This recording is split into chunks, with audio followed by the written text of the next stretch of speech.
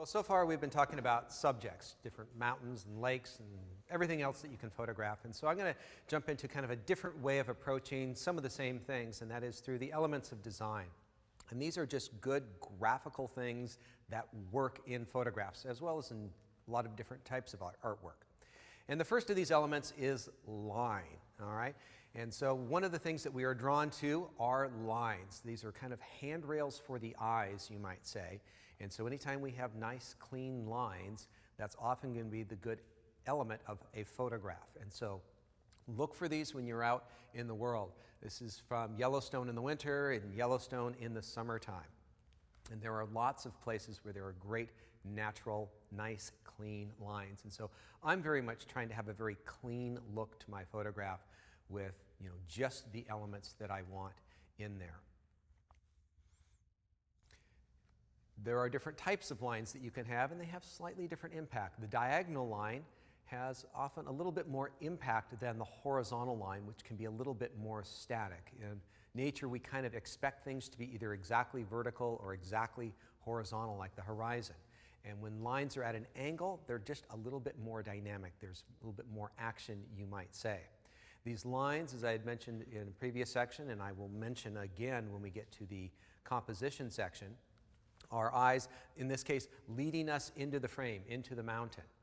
And just, as a side note, I'll jump off topic every once in a while. I'm using the split neutral density filter here to balance the light of the bright sun on the mountain versus the shaded areas that these two logs are. Actually, I think it's just one log and two branches coming directly at you. So diagonal line. I think I have another shot in here of it, just a vertical shooting straight through the middle, and it seems very stable and balanced. And this is a little bit more dynamic, having it run from corner to corner. And then having the curved line. One of the favorite features that we can find, and they're not easy to find, is that S-curve in the river in front of you. This one, albeit a man-made river, but that S-curve is really nice to have. In the desert, the line of the sands here. And if I ever have a series on numbers, this is the number 2. I have a lot of numbers to go through to finish up the number sequence here, but this is a nice number 2, a nice little curve in the line here. And so leading lines lead you to a direction, and so your eyes tend to want to follow these handrails for the eyes, as I've mentioned, to your subject. And so in this case, using the boardwalk at Yellowstone to lead your eyes into the fountain here. Now, this is kind of one of those places where everyone thought I was nuts because why are you standing way back there really low to the ground? If you want to see Old Faithful, you got to get up nice and close in front of everybody, and sometimes standing behind people you can get interesting shots to add that human element. So using those lines in the rocks to lead your eye up to the tree.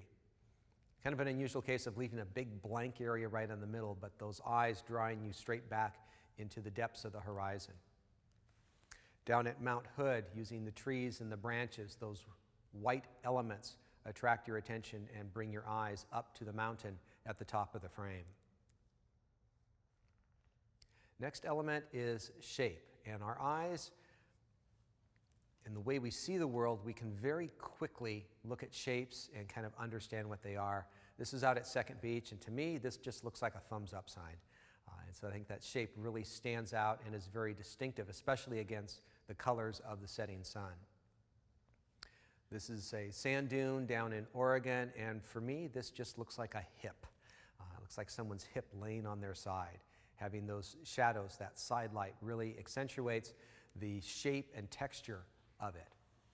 Shooting from an airplane in Australia, showing the nice shape of this waterway. Showing the lines of a tree. So shape is a great element to have. When you add shape on top of shape on top of shape, you get a pattern. And anytime you can have a nice clean pattern, I consider that to be the photographer's best friend. I mean, anytime there's a pattern around, I'm looking at trying to get a nice, clean, simple shot of just that pattern there. And there's lots of great places that you're going to find patterns. One of my favorite places to go is Goblin Valley State Park down in Utah. It's this very unusual, surreal environment. And when I looked at this wall of weathered rock and dirt, it looked like goblins, and I could see faces in the wall there. So it's a very fun place to go because there's a lot of different these unusual patterned areas there. Famous spot if you want to go meet a lot of photographers in the morning, you go to Zabrinsky Point in Death Valley. There's a very famous place. I actually found it hard to find anything I like, but there is some great colors and great hills. Very nice place to go, one of these classic locations of the landscape shooter. When you have a pattern, it's kind of nice to every once in a while break that pattern. And for me, it seems like flowers are the things that are constantly breaking up that pattern. And so you have a pattern of rocks, and those flowers are that one element that kind of don't mix in there. It's the one element that's a little bit different. Up at the Skagit Tulip Festival, every once in a while you get these one oddball flowers. And these are always kind of fun to photograph because it's that one odd one that's in there that's growing out. And it seems to happen quite frequently. And so using the long telephoto lens, the shallow depth of field to really highlight that one that stands out. The next element that you should look out for is texture. And this is essentially a pattern, but for me it often conjures up further feelings of texture. What does this feel like? Is it hot? Is it cold? What does it feel like to the touch? And this can happen on many different scales, from large scale down to macro levels. That moss, very different texture than the water. And actually one of my favorite photos from Yellowstone in the winter is this shot here. And this is man-made shoveling of snow cleaned up with a nice fresh layer of fresh snow. And this is one of the things I'll talk about when I talk about shooting in snow, is getting out early in the morning and getting out right after the snowfall. I know here in Seattle we get maybe one good snow per year. And if you want to go out and photograph in it, you got to get up first thing in the morning before everyone starts going to work and starts trampling over it all, because at first thing in the morning it just transforms the landscape, and it will do that pretty much anywhere you go. Another concept to embrace is space and simplicity.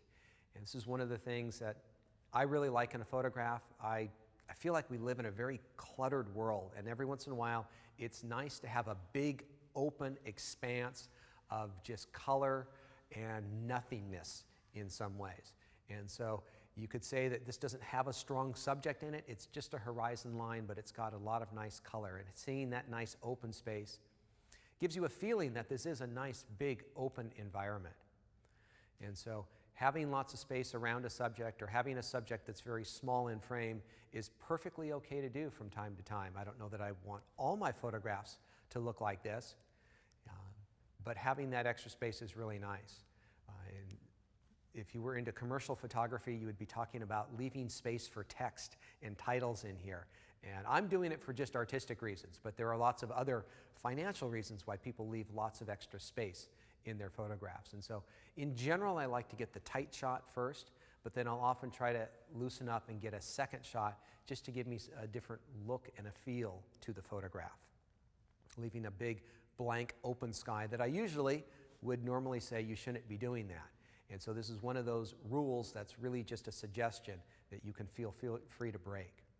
Using the rule of thirds, placing this little spit of land in the lower left-hand corner with just enough exposure to maintain some texture in those clouds.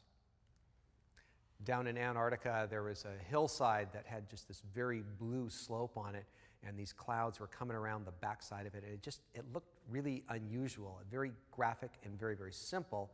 Doesn't tell a big story, but it makes a nice little simple statement.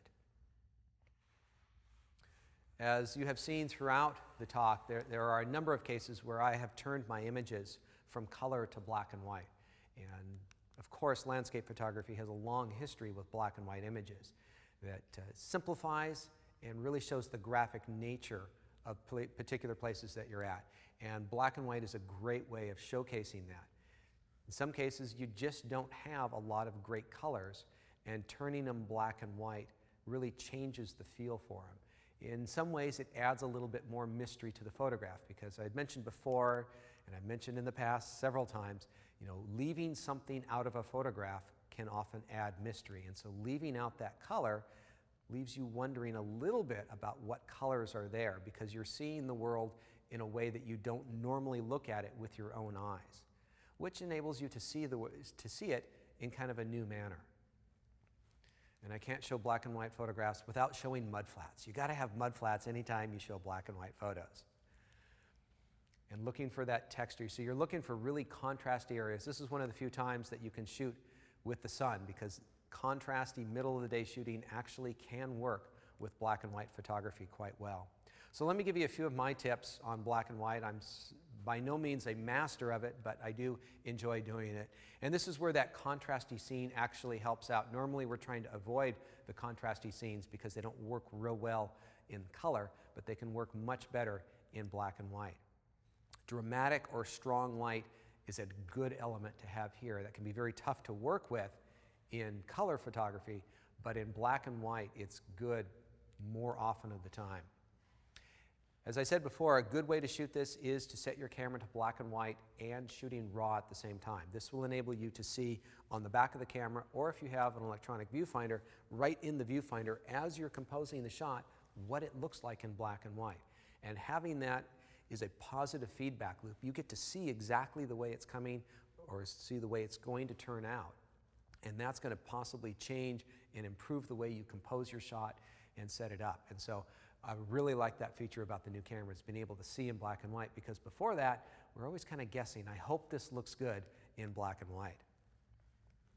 And you will need to make some adjustments in post-processing. So whatever program you use, Photoshop, Lightroom, you're going to need to go in and adjust the contrast levels. You're going to need to be able to go in to the color channels, and you'll be able to grab the blue channel and you can make it darker or you can make it brighter. And this is the new version of adding color filters. If you shot black and white in the past, you probably had a whole collection of yellow and orange and red filters that you would add to add different contrast level.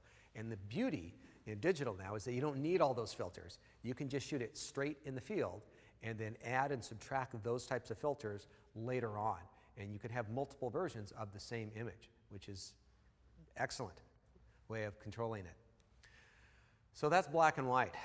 Now, of course, what are eyes drawn to? What do we look at as humans? We look at a number of different things. I'll talk about more of this in the composition section. But of course, we are attracted to color. So anytime we have bold and vibrant colors, that is a good element to look for. And so a lot of times when I'm looking around for things to photograph, my eye is looking at whatever is the most saturated, colorful object out there. And so keeping the camera really low in this case, I've kept it very simple. Red, green, and blue. And all of them are very saturated, clean colors in this case. Fall time is a great time to be shooting. We're going to be talking about when to be shooting photos and what type of photos to look for. So of course, fall time with the trees changing colors is an excellent time to go out. This is a Japanese maple here in the Arboretum in Seattle. Now there is one color that does hold special significance, and it's not that it's my favorite color, it might be, but it's red, and humans really have a special affinity to red. It stands out in a very, very special way. And so those red elements really seem to pop out. It's something that I think is bred into us from blood to blood red skies. And I've used this in the past. And so when I went to Iceland, we very specifically bought red panniers for our bikes so that they would photograph better on camera. When I was climbing on Mount Rainier, I had a red coat that would stand out in contrast to the blue skies and the white snow. Mountain biking, I'd have red jerseys, and so that it could stand out. You could really see them. When we bought our canoe for a couple of canoe trips, we bought a red canoe, and it had to be a red canoe. We looked at some other canoes, but we knew that a red canoe would stand out with the blue waters very, very easily. It just photographs so much better. And I've heard a number of stories about landscape photographers. I think maybe this is more in the 70s when the color film really hit the mainstream, about nature photographers taking red canoes and hauling them up to mountain lakes so they could get a shot of someone on a red canoe out in a mountain lake. And it just because it pops so easily. I find it quite funny at Lake Louise in Banff, Alberta. They have a red canoe out there, and it's just for being photographed. It's tied down out of the middle of the water just so that you can photograph it. So I couldn't resist throwing one of those in here. Another type of color that I really like, we saw a photograph earlier where I talked about the graduated color. I love color that kind of changes from one color to the next in a natural way. And you're going to get this a lot at sunrises and sunsets, whether it's changing from one color to the next or kind of changing in density and darkness. It adds another layer of interest and shading to the photograph. And so I love this picture down in Australia with the different shapes in the water, but that color going from a dark blue and purple to a yellowish orange. I love that changing of the colors. It's almost adding a little bit to the dynamics of the photograph. The opposite of that, of course, is very good, and that is monotone color. Finding subjects that are all very similar in tonality and color. Some grasses just in a local park here in Seattle just had a very vibrant green and orange to them. It really had a nice little palette that I liked. Up at our Skagit Tulip Festival, the saturated colors up there, or just the leaves of fall. Simple little shapes with a very monotone color to them.